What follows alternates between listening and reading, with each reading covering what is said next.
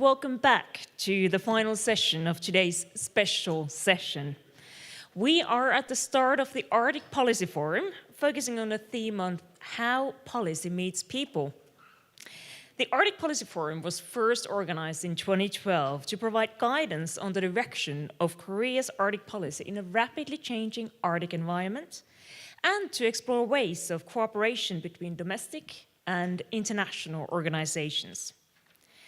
The Arctic Policy Forum brings together representatives from diplomacy and policy to discuss how Arctic policies can better serve and reflect the needs of Arctic communities. For this roundtable discussion, I am pleased to introduce our chair, Dr. Yoong-Duk Kim, President of the Korea Maritime Institute. And with him on stage, Dr. Kim has Ambassador Anne Kari Hansen Ovid from Norway, who has extensive experience working with Arctic issue and who has also been instrumental in strengthening Arctic collaboration between Norway and Korea. We also welcome back to the stage Jakob Isbosetsen, Head of Greenland Representation in Beijing, as well as from Finland, Second Secretary Oskari Lambi from the Embassy of Finland in Seoul. He brings the perspectives from a country with a strong track record on innovation and tech development, as well as sustainability. President Kim, the stage is yours. 네, 감사합니다.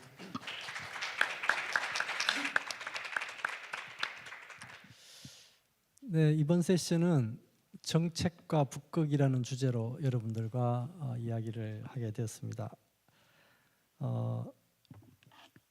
이번 세션에서는 북극 국가들이 실제 북극에 거주하고 있는 사람들과 북극 국가들의 정책이 실제 북극에 거주하고 있는 사람들과 어떻게 연결되어 있는지, 또 기후변화라는 인류 공동의 도전과제가 어떤 방식으로 북극 국가들은 추진하고 있는지, 또 북극 국가들은 미래를 위해서 어떠한 정책을 준비하고 있는지, 이런 부분을 중심으로 논의를 하도록 하겠습니다. 이러한 문제에 대해서 우리가 이해를 하고자 하는 것은 북극의 지속 가능한 발전의 모습을 우리가 그려볼 수 있을 뿐만 아니라 우리가 북극에 대해서 상상이 아닌 현실을 이해하는 데 도움이 되리라 저는 생각을 하고 있습니다. 오늘 각 노르웨이, 또 그린란드, 핀란드에서 국가를 대표해서 지금 말씀을 좀 주실 것 같고요. 나중에 플로어에 시간이 좀 남으면 플로어에 계신 분들께도 이번 세션이 아니더라도 오늘 토론에서 혹시 궁금한 점이 있으셨으면 질문을 좀 받도록 하겠습니다. 첫 번째 질문은 세 분께 공통으로 드릴까 합니다. 우리가 사람이라는 개념이 사실은 굉장히 포괄적인 개념입니다. 현재 각국이 수립해서 추진하고 있는 북극 정책의 키워드이기도 합니다. 특히 북극 정책의 핵심 목표라고 이야기할 수 있는 북극의 지속 가능한 발전에서 사람이 차지하는 그 위치는 가장 핵심이 아닌가 이렇게 생각을 합니다. 그래서 이 각국에서 우리 지속 가능한 발전과 또 사람을 중심으로 추진하고 있는 정책이 있으면 우선 소개를 좀 받고 다음 질문에 넘어가도록 하겠습니다. 첫 번째는 우리 대사님께 마이크를 넘기도록 하겠습니다. Please, floor is yours. Thank you, Dr. Kim, and also I would like to congratulate the Ministry of Fisheries and Ocean and the Ministry of Foreign Affairs for hosting this Arctic Partnership Week. It's the third time I participate, and I'm always very eager to come here, so thank you for inviting me. And also, thank you for putting people on the agenda for the Arctic Partnership Week this year. I think it's very important that it is understood around the world that the Arctic is not a barren, empty, and cold place. It's really a place where people live, that resilient communities and cultures actually thrive.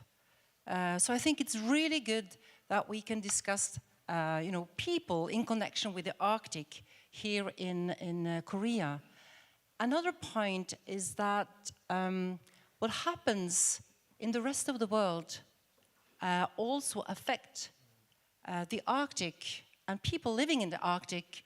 And you have been discussing and highlighting, of course, the effects of climate change in the previous sessions.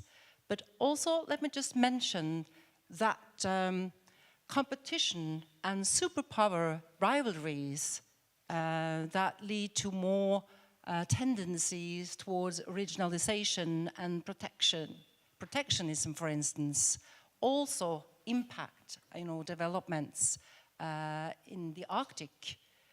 And war and conflict around the world is also one of the global mega trends that also impact the Arctic.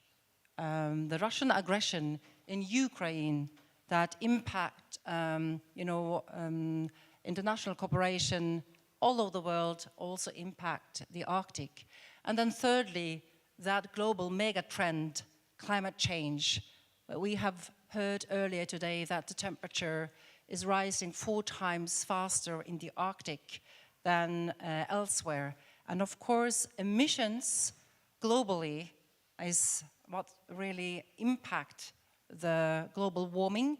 It doesn't really happen in the Arctic, but it ends up in the Arctic. And the same goes for microplastics and plastic pollution as another example that really impact the environment of the Arctic.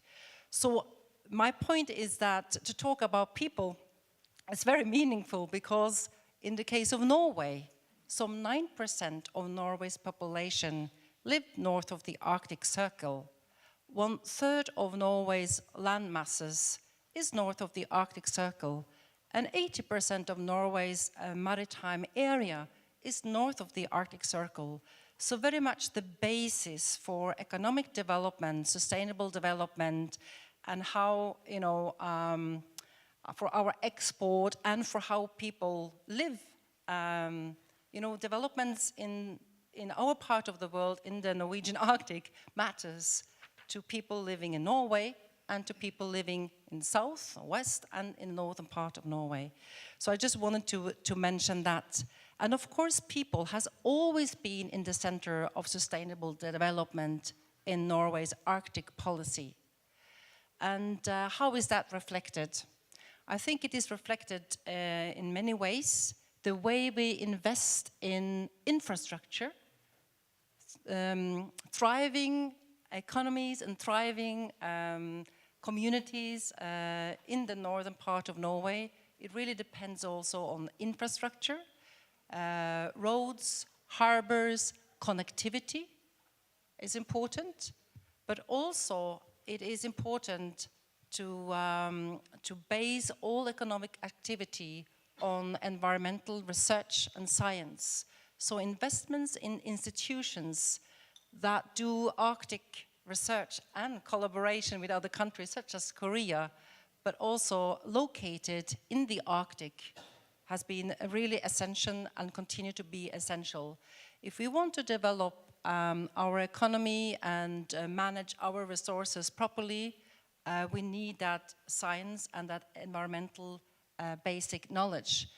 And that is absolutely essential to protect local, to engage local communities, protect indigenous people's rights, economic, traditionally activities and culture is also an essential part of Norway's Arctic policy.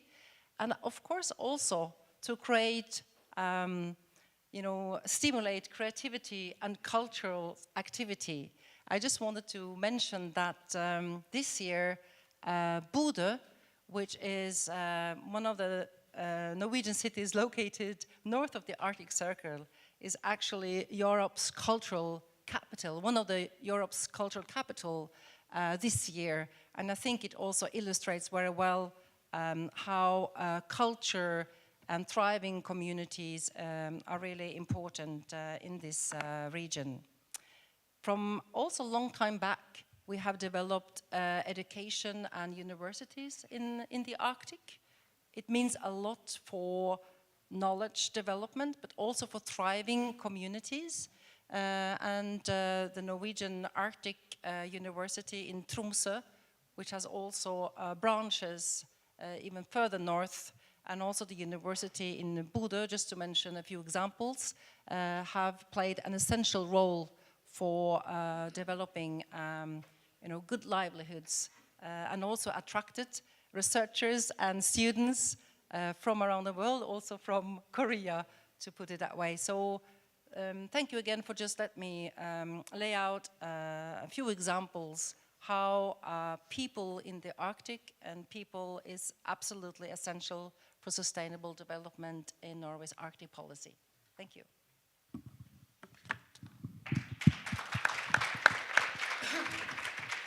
네, 대사님 감사합니다. 이 노르웨이라는 나라가 북극에서 차지하고 있는 그런 위치 또 역할 매우 중요한 국가입니다.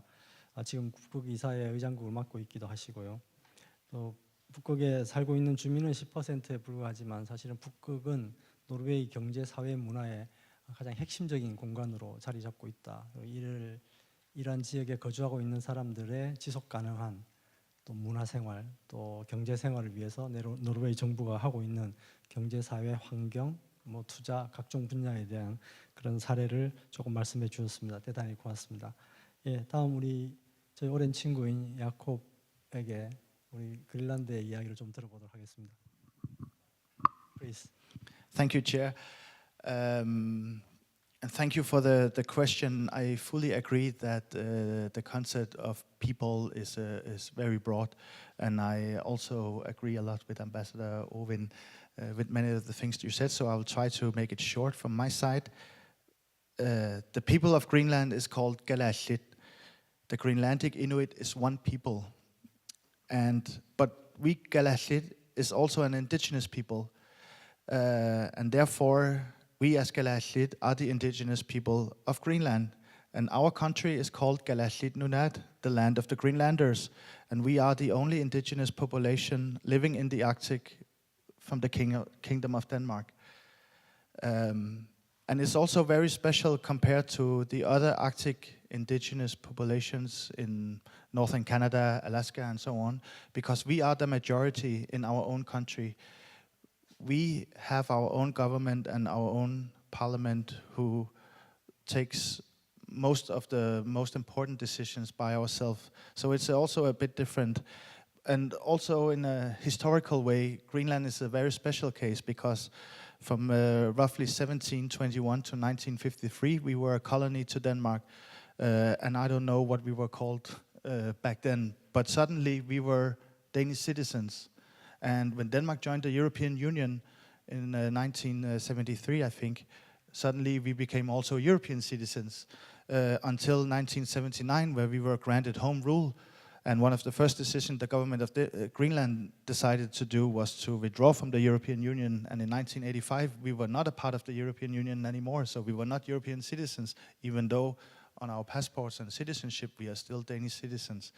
So I think Greenland is a very special place in that sense, and a very broad term when you are talking about people. And then on the other hand, you can also mention that maybe many people in Greenland also has a strong connection with the indigenous peoples and local communities in northern Alaska and in northern Canada and northern Siberia and so on, where we especially have the ICC, the Inuit Circumpolar Conference, which is a permanent participant to the Arctic Council, who is also doing a lot of effort in that. Of course, we are sharing the language and the cultures with these people, but we are also, due to our history, very, very much connected to the Nordic countries and the European Union, despite of our special history.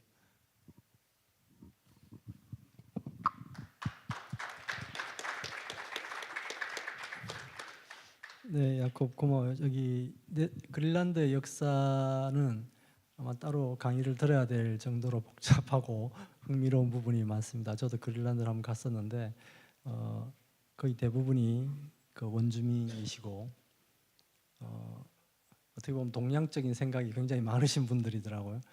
그래서 너무나 친절하시고 또 이방인에 대한 그런 우호적인 그런 태도와 또 저희들을 환대해주는 그런 모습에 굉장히 큰 감동을 받은 적이 있습니다.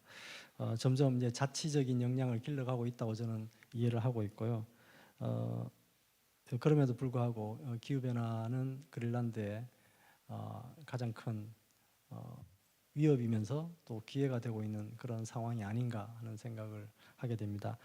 다음에 좀 더 자세한 재미있는 말씀을 좀 들려주시기 바랍니다. 다음 우리 핀란드에서 오신 핀란드 대사관에서 오신 우리 오스카리께 마이크 넘기겠습니다. Thank you. I could have started talking about this topic with almost the exact same words as Ambassador Ovind earlier. So Arctic is an area where people live, and that has to be the starting point when we talk about Arctic matters.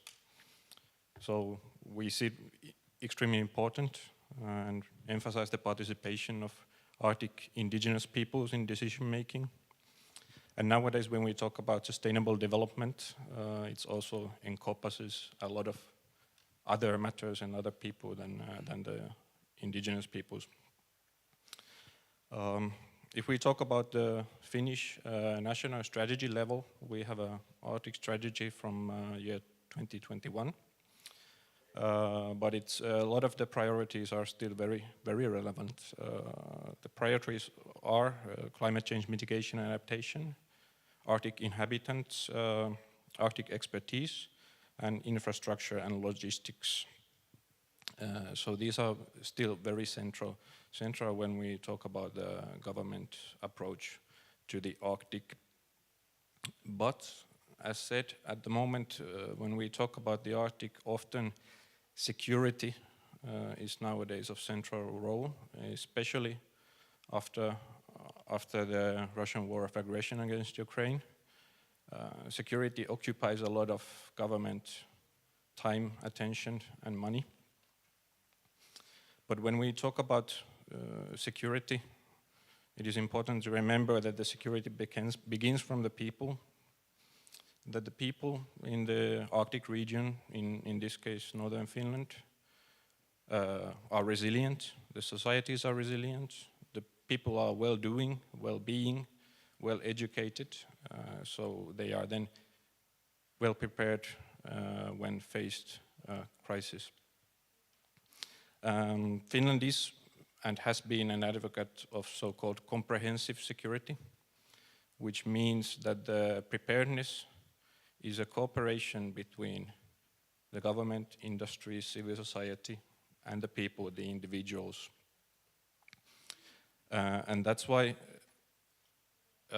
what we do, how we develop the region, people's livelihoods, economic activity, these are all very relevant aspects of security. Maybe as an example, I would say that for decades there's been talks about having a railroad connection from Finland, northern Finland, to the Arctic Sea. And there has been multiple studies on this, and economic feasibility has always been a certain challenge in this. But this discussion is more and more surfacing again.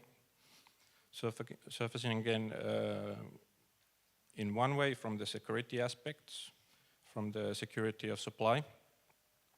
But on the other hand, all the decisions we make regarding, for example, infrastructure only being an example, has to do with the people, the livelihoods of the people, and only people who are alive and active in the region, and that the region is vibrant, can secure a region that is also resilient when needed. Thank you. 네, 감사합니다. 이게 핀란드를 보시면 북극권 국가이긴 하지만 북극의 바다를 면하고 있지 않습니다. 그래서 북극권과 핀란드를 연결하는 철도 말씀을 마지막에 해주셨는데, 그리고 또 핀란드는 지정학적으로 러시아와 접경 지역이 굉장히 길고 많죠. 그래서 아마 그 안보 문제가 핀란드의 어떤 북극 문제뿐만 아니라 핀란드 전체 국가의 문제에 직접적인 영향을 주고 있고 그 중에서도 특히 북극과 관련되는 이슈들에 많은 영향을 주고 있다 이렇게 말씀을 하신 것 같습니다. 그럼에도 불구하고 우리 북극 정책에 있어서는 원주민들과 지역 주민들의 의견을 최대한 반영하는 그런 정부의 메커니즘을 가지고 있는 것으로 그렇게 이해를 하겠습니다. 네, 고맙습니다. 예, 다음은 개별 질문을 하나씩 좀 드리겠습니다. 우리 안네 카리 한센 오빈 대사님께서도 중간에 말씀을 한번 하셨는데 올해 4월 달에 저희 연구원의 해양수산정책부 장관님과 방문을 하셨습니다. 그래서 해사 분야, 그러니까 해운 분야죠. 해운의 한 파트인 해사 분야에서의 성평등 문제를 가지고 저희들이 라운드 테이블을 한 적이 있습니다. 저는 이 문제의 중요성을 알고는 있었지만 이 노르웨이에서 이렇게 체계적인 그런 대응 방안과 향후의 비전을 제시하는 모습에 굉장히 감명을 받았습니다. 그 외에도 여러 가지 이슈가 있을 것 같은데 대사님께서 생각하시기에 북극 지역에서 해결해야 할 불평등의 문제, 또 이 사람과 직접 관계되는 거죠. 어떤 부분이 노르웨이에게 고민이 되고 있는지 또 그 문제를 해소하기 위해서는 또 어떤 노력을 하고 계시는지 조금 설명을 좀 부탁을 드립니다. Yes. Thank you, and thank you also for hosting our Minister of Fisheries and Ocean at a very interesting roundtable at KMI this spring. The reason why we put gender equality in the maritime sector on the agenda during our visit here to, or during her visit here to Korea, is in fact the following.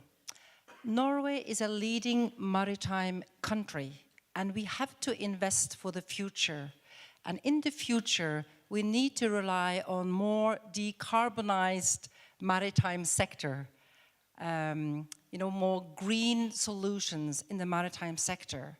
So we need more people to work in the maritime sector, and we need to recruit the best talents. And to do that, we need to ensure that we can recruit from the whole population and not only half the population. Because the fact is that in the maritime sector, there are less women working in the maritime sector. In fact, when it comes to seafarers, for instance, there are some 11% female and some 21% female in the maritime sector overall. And these are fairly good figures compared to maybe other parts of the world. But we really need to innovate, and we need to recruit from the whole population. And that actually sparked the idea of developing a strategy that was launched by the Norwegian government last year on how we can ensure more gender equality in the maritime sector. So we discussed that, and I think that, first of all, recruitment to the sectors that are relevant for education to work in the maritime sector, that is a key priority in this maritime strategy. And I think that the Minister of Fisheries and Ocean herself is indeed a very good role model talking about these things, and also how she developed policies and steered leadership in the fisheries and ocean sector.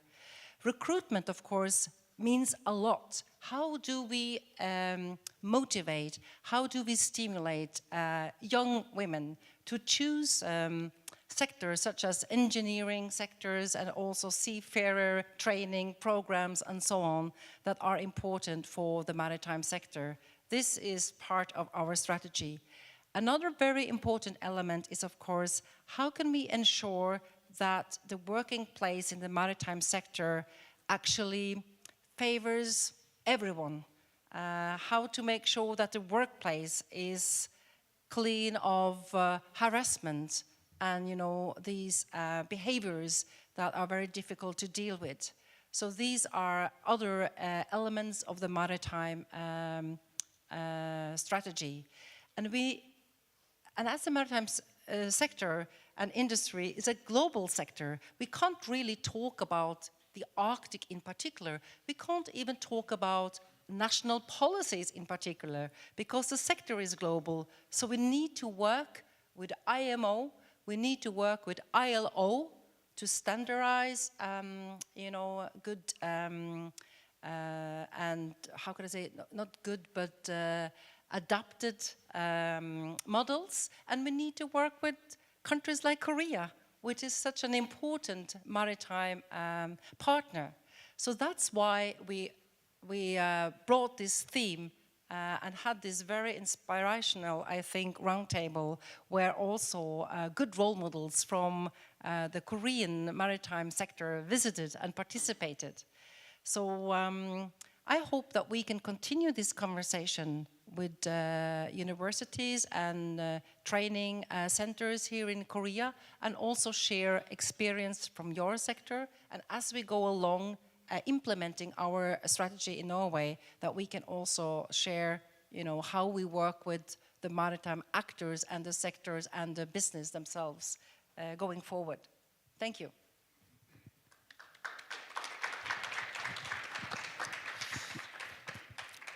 네, 여기 계신 분들 조금 생소하실지 모르겠으나 이게 해사 분야의 노동력의 한계는 우리나라뿐만 아니라 노르웨이뿐만 아니라 전 세계적으로 굉장히 지금 중요한 이슈로 부상이 되고 있습니다. 선원들은 일정 시간마다 교대를 해야 되고요. 그래서 선박 하나당 필요한 선원 수가 배를 타고 있는 사람 숫자가 아니고 그 곱하기 3 정도가 되어야 이게 순환이 됩니다. 그러다 보니 그에 대한 공급 체계, 그 선원을 유지하는 그런 체계가 굉장히 중요해지고 있는데, 말씀드린 것처럼 전 세계 무역의 80%를 지고 단 한순간도 중지돼서는 안 되는 그런 비클이기 때문에 그런 부분에 대해서 노르웨이도 아주 정말로 진정한 정책을 지금 펴고 있다고 생각을 하고요. 특히 노르웨이 같은 나라는 말씀하신 것처럼 80%의 바다가 북극해에 있습니다. 그러다 보니까 북극의 마리타임 이슈가 노르웨이 전체의 마리타임 이슈가 되고, 거기서 인력에 관한 문제는 아주 중심적인 요소가 돼서 여성 문제에 대한 이런 대응을 해나가고 있지 않을까 하는 생각이 듭니다. 우리 대사님께 특히 감사드리는 것은 늘 제가 우리 대사님을 한 10번 정도 만나 뵌 것 같아요. 만나 뵐 때마다 늘 한국과 이런 부분에 대한 교류와 협력 의지를 이렇게 표현을 하십니다. 그래서 이 부분은 제가 늘 감사드리고, 아마도 이때까지처럼 그런 협력이 계속되지 않을까, 더 좋아지지 않을까 하는 희망을 가지고 있습니다. 대단히 고맙습니다. 다음은 우리 야콥 그린란드 대표님께 말씀을 좀 묻겠습니다. 아까 말씀드린 것처럼 그린란드는 원주민 비율이 거의 90%, 제가 보기엔 거의 100%로 보입니다. 그래서 그만큼 그린란드 내에서 북극 정책은 바로 북극 원주민들의 삶과 복지에 직결되는 체계가 되어 있지 않을까 하는 생각이 듭니다.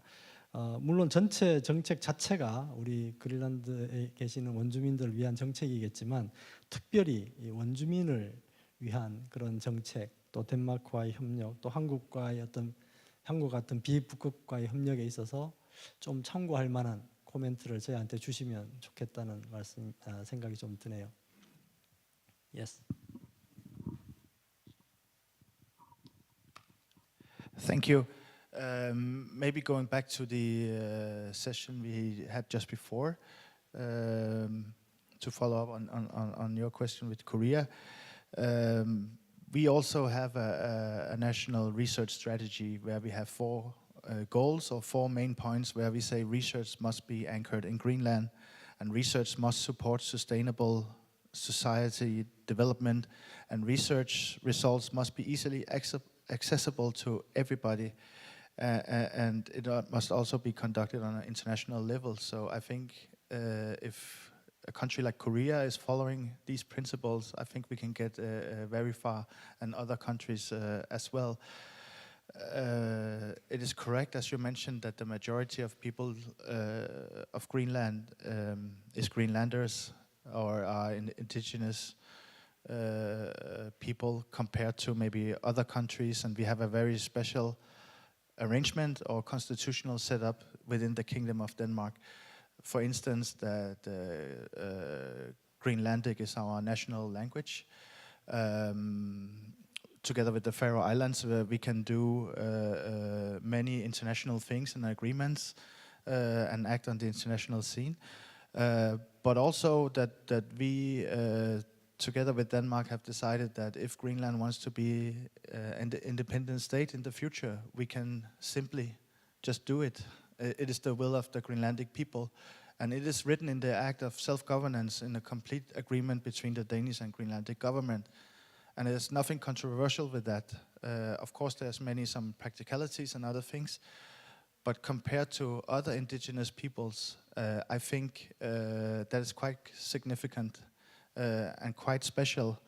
And I think many indigenous peoples or indigenous groups are envy at us that we have this constitutional setup, even though our history have shown that it has not always been a harmonious relationship between Greenland and Denmark.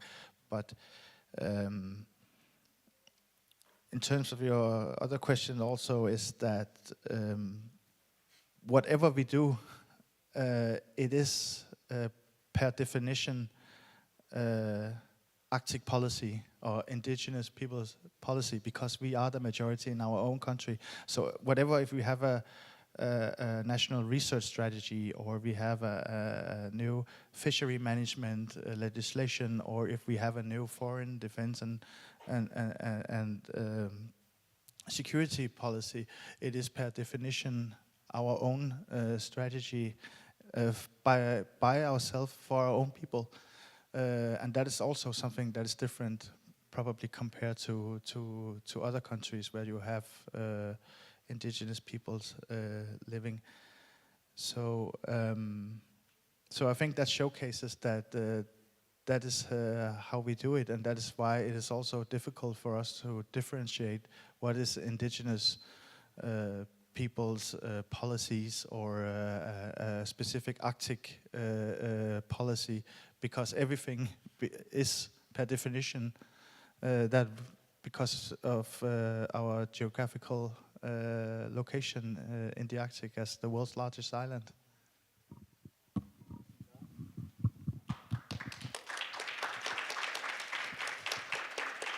네, 야콥 대표께서 말씀하신 것처럼 그린란드의 모든 정책은 사실은 북극 정책이고 그 모든 정책에는 우리 그린란드에 사는 모든 사람들에 대한 정책이 당연히 되리라고 생각을 합니다.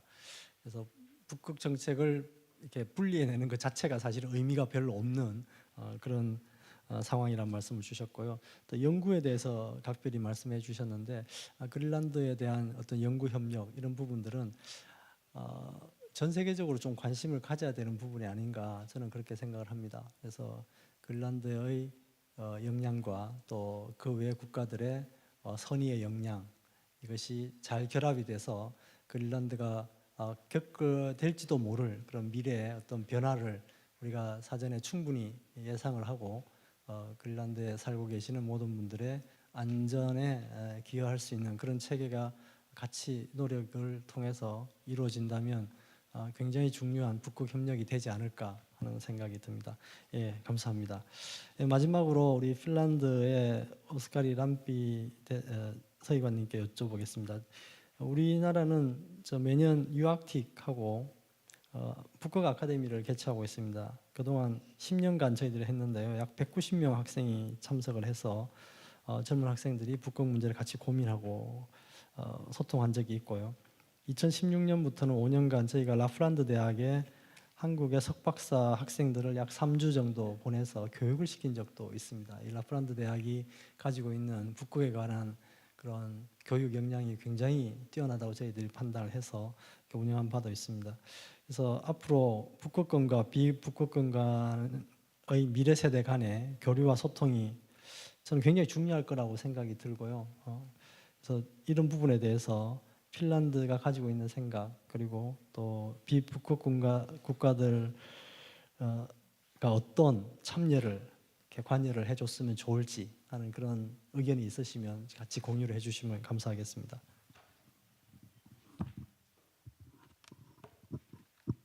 Yes, thank you. Of course, UArctic as a network and the Korea Arctic Academy are great great platforms for exchange and cooperation, and a great opportunity to foster future interest to both directions of students and researchers.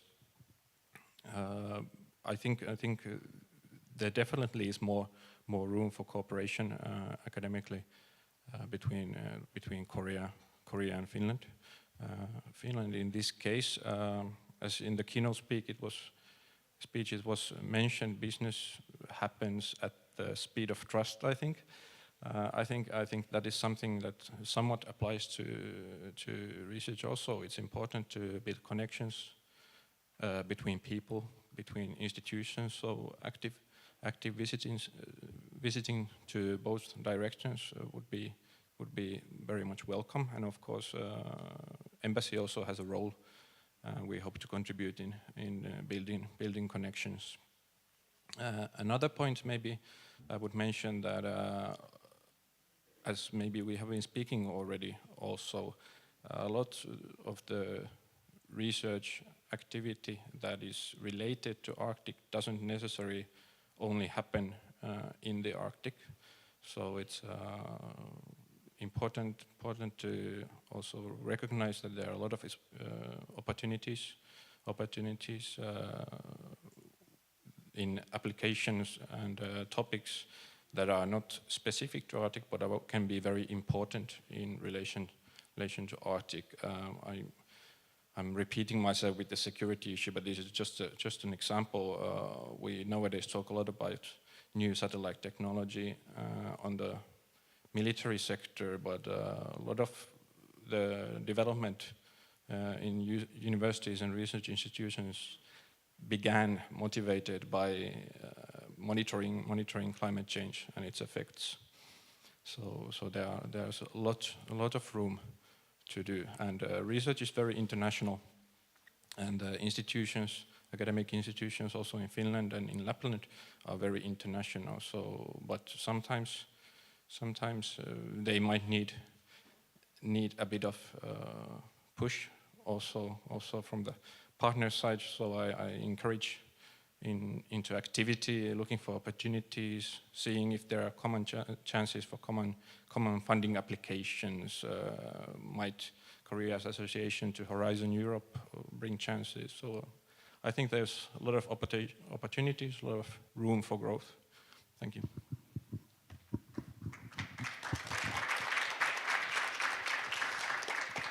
네, 저희 연구기관뿐만 아니라 한국의 많은 우리 해양수산 관련 기관들이 핀란드 대사관과 아주 긴밀한 협력을 해오고 있습니다. 우리 북극 아카데미 같은 경우는 우리 가장 많은 학생들이 저희 한국을 찾아왔던 그런 국가 중에 하나이기도 하고요. 또 핀란드는 통신 분야, 또 우리 쇄빙선, 조선 분야의 최첨단 기술을 가지고 있는 국가이기도 합니다. 그래서 우리 한국과 특히 아시아와의 어떤 그런 교류 협력은 미래의 산업에 아주 중요한 역할을 할 수 있지 않을까 하는 생각도 동시에 가지고 있습니다. 말씀하신 것처럼 연구 협력뿐만 아니라 우리 경제 사회적 이슈까지 같이 서로 다룰 수 있는 그런 기회가 더 넓어졌으면 하는 바람입니다.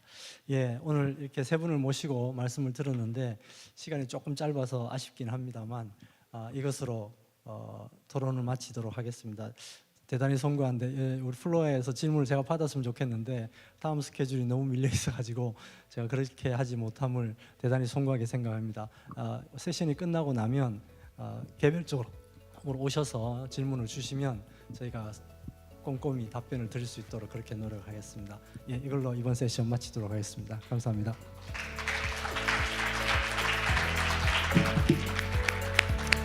Thank you, President Kim, and all the panelists. As we heard, Arctic is a high priority for these three countries, and it boils down to people, development, and security. Excellencies, dear friends of the Arctic, as today's special session comes to a close, I'd like to thank all the chairs of the sessions, as well as all the speakers, for attending and sharing their wisdom with us. Your insights have contributed to an increased understanding of the Arctic and the collaboration potential between the Arctic and Korean stakeholders. I would also like to express our sincere appreciation to the hosting organizations, the Ministry of Ocean and Fisheries, the Ministry of Foreign Affairs, Korea Maritime Institute, Korea Polar Research Institute, the Royal Norwegian Embassy in Seoul, and the Embassy of Denmark in Seoul. Also, I would like to thank the interpretation team for the excellent work done throughout this afternoon. Finally, the Arctic Partnership Week will continue tomorrow and on Thursday with topics varying from youth inclusion, shipping, art, the role of AI, as well as various topics related to science and science cooperation. Please return in the coming days for more discussions and interactions with various experts. Thank you and have a great evening.